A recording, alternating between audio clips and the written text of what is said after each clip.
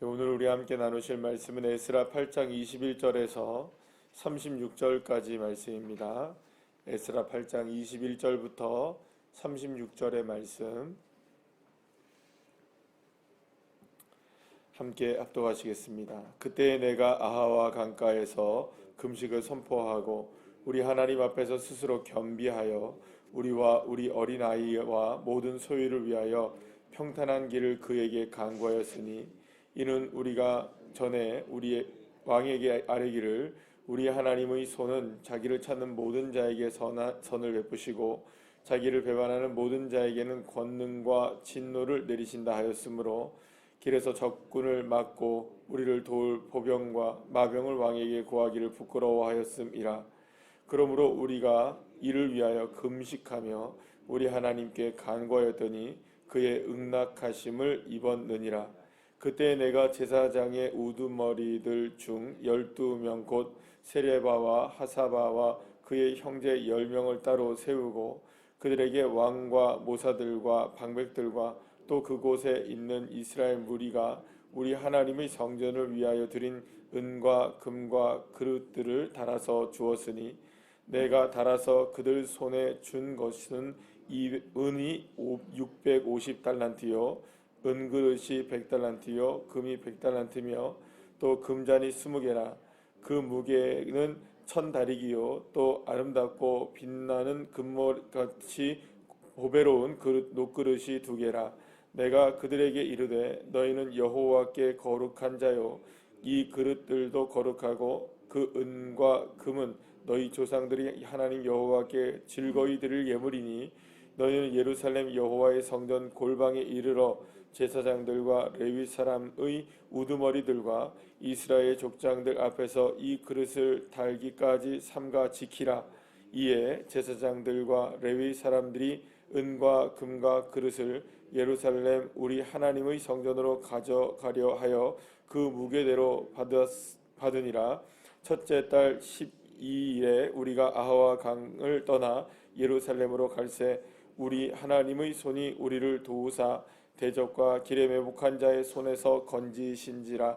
이에 예루살렘에 이르러 거기서 3일간 머물고 제4일에 우리 하나님의 성전에서 은과 금과 그릇을 달아서 제사장 우리아의 아들 무레못의 손에 넘기니 비느하스의 아들 엘르아살과 레위 사람 예수아의 아들 요사밧과 빈누아의 아들 노아다가 함께 있어 모든 것을 다 세고 달아보고 그 무게의 총량을 그때 기록하였느니라. 사로잡혔던 자의 자손 곧 이방에서 돌아온 자들이 이스라엘의 하나님께 번제를 드렸는데 이스라엘 전체를 위한 수송아지가 12마리요 또 수장이 96마리요 어린 양이 77마리요 또 속죄제의 수염소가 12마리니 모두 여호와께 드린 번제물이라. 우리가 또 왕의 조서를 왕의 총독들과 유브라데강 건너편 총독들에게 넘겨주매 그들이 백성과 하나님의 성전을 도왔느니라. 아멘. 할렐루야. 에스라가 이제 앞장을 서서 예루살렘으로 귀환을 하게 된 사람들은 성인 남자만 한 약 2,000여 명 정도가 됩니다. 그래서 이 모든 사람들을 다 이렇게 합쳐보면은 어린 아이들까지 다 합하면 약 한 6천에서 7천 명 정도의 사람, 이 정도의 사람들이 2차로 이제 그 예루살렘으로 귀환을 하게 되었습니다. 자, 그런데 귀환을 하기 위해서 이제 에스라의 무리는 약 한 1,500km 정도의 거리를 걸어가야 했었거든요. 그런데 이 걸어가다가 이 아하와 강가라는 곳에서 이 에스라의 무리가 멈춰서게 됩니다. 그곳에서 무엇을 하게 되냐면 모든 백성들 약 한 7천여 명의 사람들에게 금식을 선포하며 기도를 선포하게 됩니다. 사실 지금 이렇게 먼 길을 떠난 데 있어서는 무엇보다도 체력이 관건이겠죠. 그러면 먹어도 부족할 판에 여러분들 먹어서 힘을 내서 가는 것도 부족할 판에 지금 금식까지 선포하게 된다는 것은 매우 이례적인 일이 아닐 수가 없었을 것입니다. 자, 그런데 오늘 본문을 읽어보게 되면은 사실은 오늘 그 이 31절 말씀에 보시게 되면 대적들이 매복해 있었다는 것을 알게 되죠. 그러니까 사실은 이거를 먼저 알고 금식을 뭐 한 걸 수도 있었을 것입니다. 왜냐하면 지금 이스라엘 백성들이 귀환하는 길에는 오늘 본문에 보면 어떤 이야기가 주로 나오게 되냐면 제사장들을 12를 세워가지고 하나님 앞에 성전에 드릴 은과 금, 그 다음에 여러 가지 그릇들 이런 것들을 다 계수하게 하고 그리고 또 거기를 지킬 사람들을 세우게 되잖아요. 그러니까 이미 이 사람들은 은과 금이 있다는 것을 많은 사람들이 알까요, 모를까요? 알죠. 그리고 처음에 갔던 사람들은 더 많은 숫자였고 흩어져 있는 많은 사람들이 왔기 때문에 그 무리들을 이제 그 뭐 이렇게 추적한다든지 이런 것들이 물론 뭐 많은 사람들에게 더 쉬울 수도 있지만 무리가 많으니까 사실은 건들 수가 없었던 그런 부분들도 있었을 것입니다. 자, 그런데 이번에는 무리가 그렇게 많지가 않단 말이에요. 그러니까 대적들과 도적들에게 표적이 되기 십상이겠죠. 그렇게 되면 분명히 예측은 할 수 있었을 거예요. 그래서 아닥사스다 왕이 이 에스라에게 무슨 얘기를 하냐? 너희가 만약에 이 그 예루살렘으로 가는 모든 여정 속에 내가 너희를 도울 것이 있으면 언제든지 내가 너희를 돕겠다. 그러니까 왕의 보병과 마병, 그러니까 왕의 군대를 내가 직접 보내서라도 너희들을 보호해 줄 테니까 언제든지 너희들 나에게 이렇게 도움을 요청해라. 아니면 지금도 같이 함께 가도 좋다. 뭐 이렇게 이제 이야기를 했던 것이죠. 그런데 이 에스라가 어떤 이야기를 하냐면 이 왕에게 아닥사스다 왕에게 그렇게 정중하게 그 요구를 거절을 합니다. 하나님은 우리와 함께 하십니다. 그러니까 하나님이 우리를 도우실 것입니다. 그래서 오히려 하나님을 의지하는 사람들이 하나님을 의지하지 않고 왕의 보병과 마병을 의지한다는 것은 우리가 하나님을 의지하는 사람들로서 부끄러운 일이 됩니다. 그러니 우리는 하나님을 의지할 테니 걱정하지 마시고 만약에 어떤 일이 있더라 할지라도 우리는 마병과 보병을 의지하지 않고 끝까지 예루살렘으로 가도록 하겠습니다라고 이야기를 했다는 거예요. 그러니까 이미 에스라의 마음속에는 그런 믿음이 있었고 그런 선포를 이미 했기 때문에 어떤 상황이 펼쳐져도 누구를 부르면 안 되는 일입니까? 이제는 그 마병과 보병을 의지할 수가 없는 일이 된 거예요. 그러면 이 사람들을 이끌고 가는 길에 분명히 예측할 수 있겠죠? 도적제들이 나타날 수 있다. 그러면 그때 가서 뭘 하기보다는 지금 뭘 하고 있는 겁니까? 먼저 이제 하나님 앞에 금식을 선포하며 우리 모든 이 무리들과 또 하나님 앞에 가는 이 모든 여정을 위하여서 하나님 앞에 평탄한 길을 주시길 위해서 하나님 앞에 먼저 금식하고 기도했던 것을 보게 됩니다. 자, 그랬더니 31절 말씀에 어떤 이야기가 나옵니까? 그렇게 매복해 있었던 자들이 있었던 거예요. 그런데 하나님께서 그들의 손에서 누구를 건져내십니까? 이 에스라의 무리들을 건져내셔서 무사하게 예루살렘에 도착해서 하나님 앞에 드릴 그 모든 것들을 온전하게 성전에 다 올려드리게 되는, 그리고 하나님 앞에 온전하게 예배를 드리게 되는 그런 장면까지 오늘 우리가 만나게 됩니다.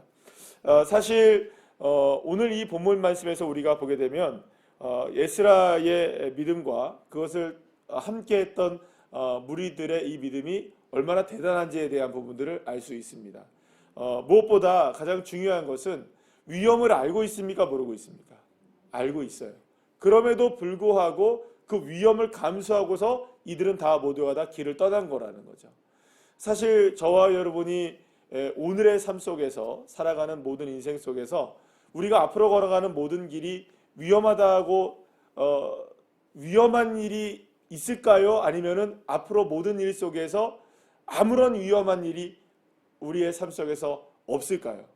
아마도 우리 모두는 다 인생의 경험상 우리가 살아가는 모든 인생들 속에 앞으로의 일들 속에 위험이 곳곳에 도사리고 있다는 것을 우리는 알고 있습니다.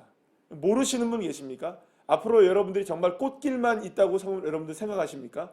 우리는 그렇지 않습니다. 우리가 살아와 보니 알고 있는 겁니다. 만약에 이제 우리나라만 해도 이제 인구가 줄고 있다고 하잖아요.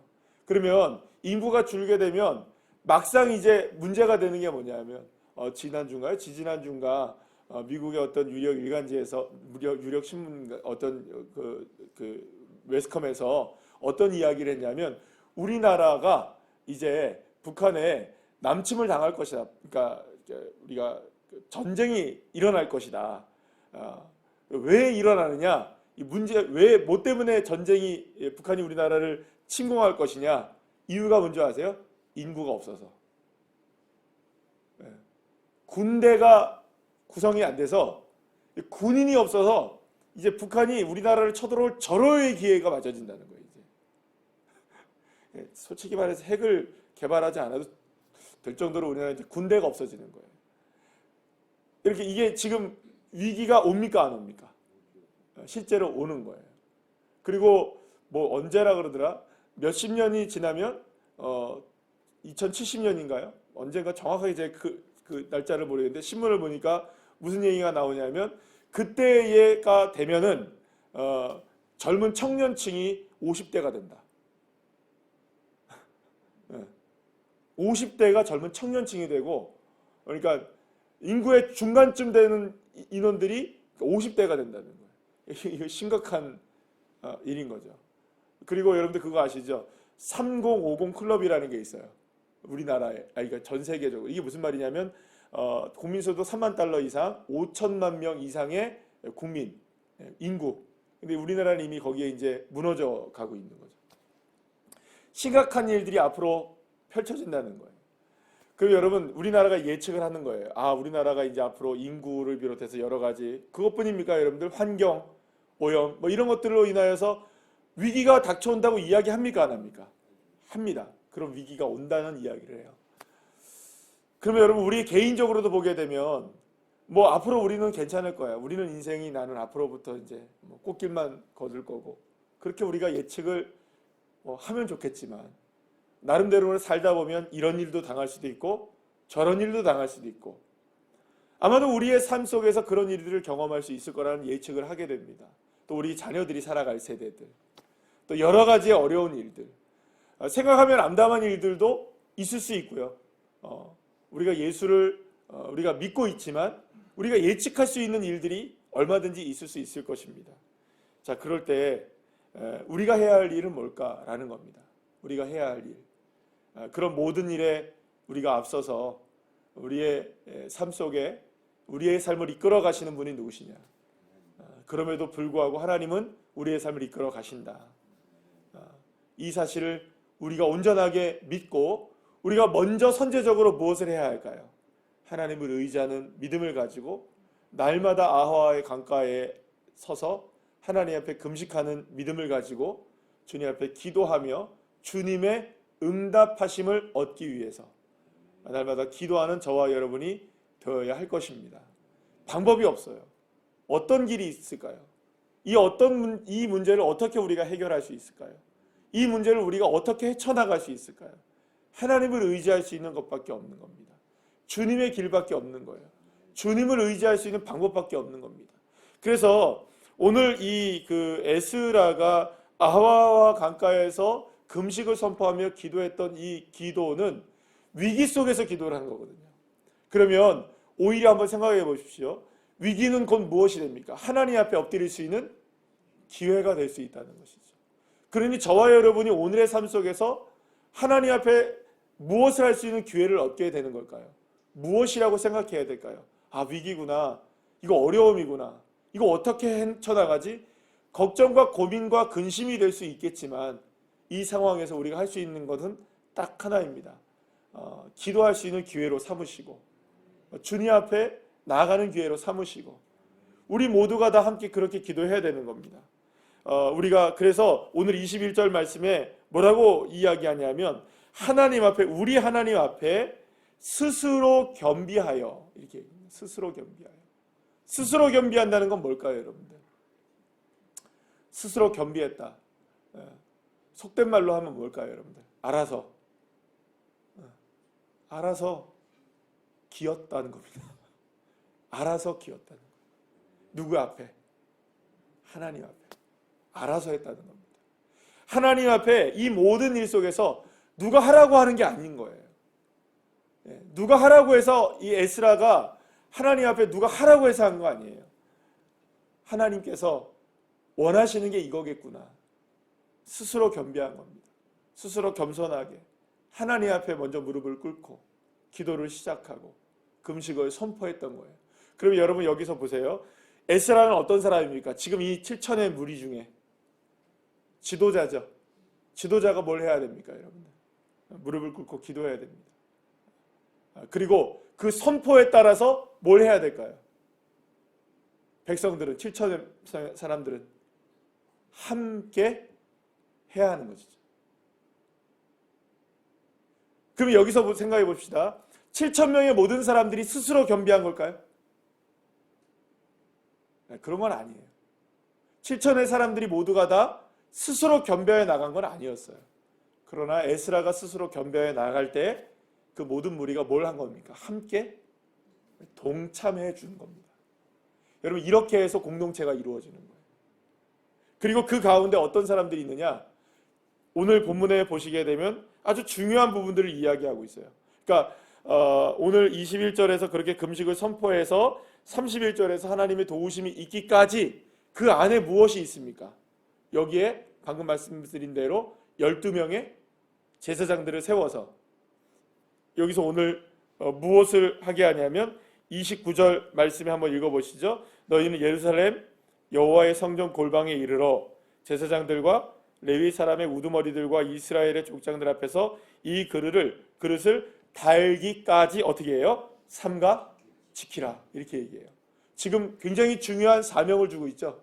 이 12명을 뽑아서 이 12명에게 마지막에 그 이야기를 합니까 안 합니까?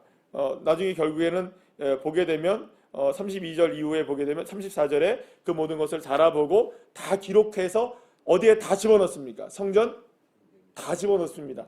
그때까지 뭘 해야 되느냐? 이 금, 은과 모든 폐물들과 그릇들을 지켜내야만 할 사람들을 세우게 됩니다. 그러면 여러분 이 일이 얼마나 중요한 일인지를 누가 알고 있는 겁니까? 에스라가 알고 있었던 거예요. 그러니까 어떻게 보면 이 에스라의 무리가 지키기를 원했던 건 무엇이었을까요, 여러분? 여러분 오늘 본문에 보시게 되면 우리와 어린아이와 모든 소유를 위하여 평탄한 길을 하나님 앞에 구하긴 했죠. 그러면 첫 번째는 우리와 우리 어린이들일 거예요. 그러니까 우리의 무리들, 생명일 거예요. 그런데 여기에 중요한 게 하나가 있어요. 우리 자신 스스로도 중요하지만 무엇이 중요합니까? 하나님 앞에 드릴 성전 기물들을 지켜내는 것이 중요했던 거죠. 굉장히 중요했던 거예요. 이를 위하여 또 다른 사람들을 세웠던 거예요. 그래서 이들이 그걸 끝까지 지켜냅니다. 그리고 이들이 그걸 지켜낼 수 있도록 뭘 한 겁니까? 금식한 거예요. 기도한 거예요. 그러니까 여기서 중요하게 보셔야 됩니다. 우리와 우리 어린아이들과 모든 소유라는 것은 이 모든 소유라는 것은 무엇을 이야기할까요? 우리 21절의 말씀에 모든 소유는 내 소유를 얘기하는 게 아닙니다. 그러니까 말하자면 내가 가지고 있는 가산을 이야기하는 게 아닙니다. 이건 뭘 얘기하는 걸까요? 예루살렘 성전에 드려질 하나님 앞에 드려질 예물들을 이야기하는 거죠. 사랑하는 여러분, 여러분들이 기도하실 때 여러분들의 가정을 위해서도 기도하시길 축복합니다. 나를 위해서도 기도하십시오. 그러나 교회를 위해서도 뜨겁게 기도하시기를 축복합니다. 그리고 이 모든 일에 우리가 하나가 되어질 때 정말 아하 강가에서의 금식의 마음으로 우리가 함께 기도할 때 하나님은 우리에게 비로소 응답하심을 허락해 주시고 매복되는 수많은 어려운 일들이 우리에게 다가온다 할지라도 주님께서는 우리를 그의 손에서 건져내시고 하나님의 놀라운 역사 가운데 우리 모두를 가장 좋은 길로 가장 완전한 길로 주님이 이끌어 주시는 놀라운 축복을 허락해 주실 줄로 믿습니다. 이 놀라운 은혜가 저와 여러분의 삶과 가정과 교회에 충만하게 임하기를 간절히 축원합니다. 기도하시겠습니다.